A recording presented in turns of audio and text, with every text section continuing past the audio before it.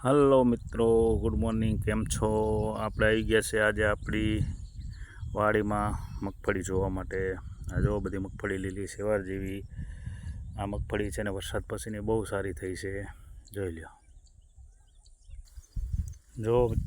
જો મિત્રો આ આપણી છે ને વાડીના ભાગીદારને રહેવા માટેનો સૂવા માટેનો રૂમ, એસી રૂમ ફરતી બાજુથી એવા આવે. આમાં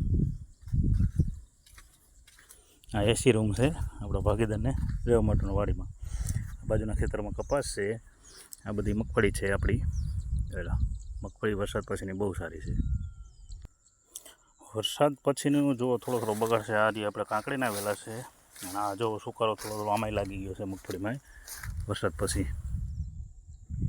થોડો સુકારો દેખાય છે.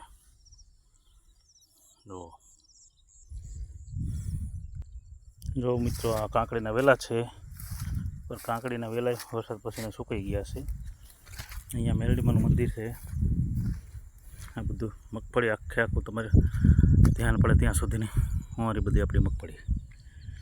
આ બધું બકાલું હોય તો બકાલું વરસાદના લીધે સુકાઈ ગયું છે. આ મરચીના છોડ સુકાઈ ગયા. આ ચોરી, લીલી ચોરી. આ કરેલા. જો આ કારેલાનો વેલો છે, પણ ટોટલ આઈટમને વરસાદ નડી ગયો છે. ટોટલ આઈટમ સુકાઈ ગઈ છે. આ બધા ચોરા છે. જુઓ,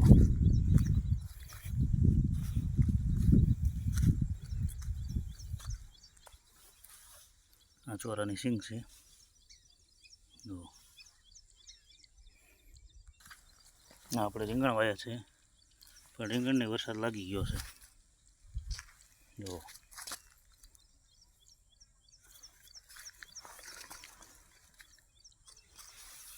આ કરેલા.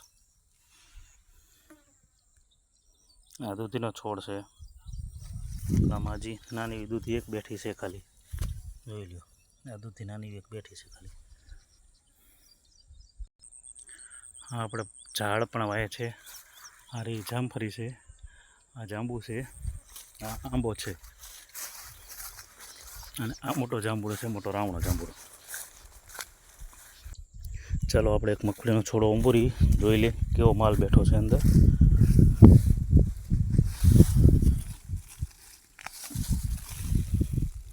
હજી બેઠો નથી ખાસું,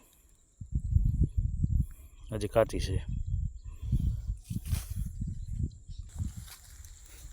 આ આપણી વાડીની હોજ છે પાણીની.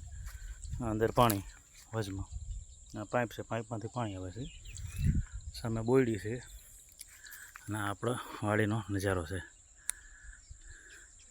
આ બધી આગળ મગફળી, સામે બધો કપાસ છે. સામે બધો કપાસ છે. આ બધી મગફળી છે. આપણી વાડીનો નજારો.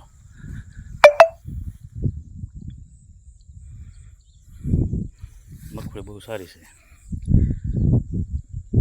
ચલો હવે વિડીયોને આપણે આપીએ વિરામ.